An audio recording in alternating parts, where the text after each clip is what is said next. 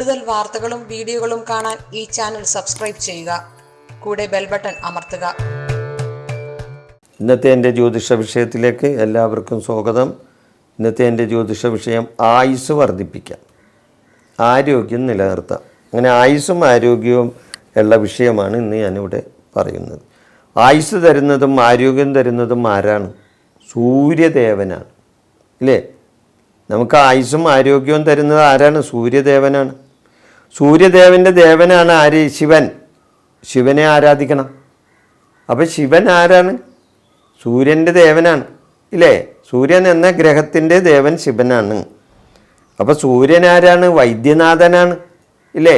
വൈദ്യൻ ആരാണ്? ആരോഗ്യത്തിൻ്റെ ആളല്ലേ, മെഡിസിൻ്റെ ആളല്ലേ? അപ്പോൾ ആ മെഡിസിൻ്റെ ആളാണ് സൂര്യൻ. അപ്പോൾ സൂര്യനെ ആരാധിച്ചാൽ അതുവഴി സൂര്യദേവനായ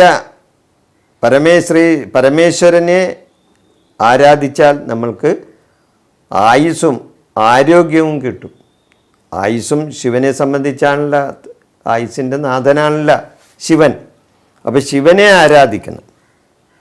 കാശും പണവും സ്വത്തും ഉണ്ടാക്കിയിട്ട് എന്താ ഫലം, ഇല്ലേ? കാശും പണവും സ്വത്തും ഉണ്ടാക്കിയിട്ടൊരു കാര്യമില്ല. ആയുസ്സും ആരോഗ്യവും ഉണ്ടെങ്കിലല്ലേ അതുകൊണ്ട് ഫലമുള്ളൂ. കാശുണ്ടായിട്ട് ആയുസ്സില്ലെങ്കിൽ എന്താ ഫലം? ഒരു കാര്യമില്ല. അത് കാശുണ്ട് ആരോഗ്യമില്ലെങ്കിലാ അതൊന്നും ഫലമില്ല.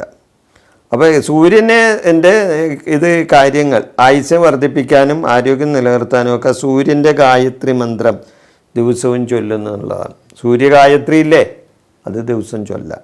സൂര്യഗായത്രി ചൊല്ലാം. പിന്നെ ശിവഭജനം നടത്താം, ശിവനെ ആരാധിക്കാം.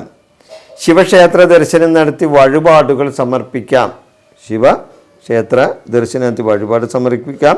പക്കപ്പിറന്നാളിനും ആണ്ടുപിറന്നാളിനും മൃത്യുഞ്ജയ പുഷ്പാഞ്ജലിയും മൃത്യുഞ്ജയ പൂജയും നടത്താം.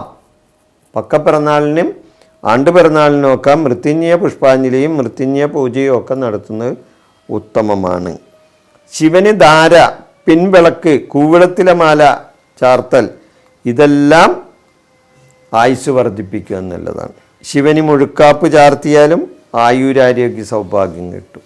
ശിവന് മുഴുക്കാപ്പ് ചാർത്തിയാൽ ആയുരാരോഗ്യ സൗഭാഗ്യത്തിന് ഏറ്റവും ഉചിതമായ വഴിപാടാണ്.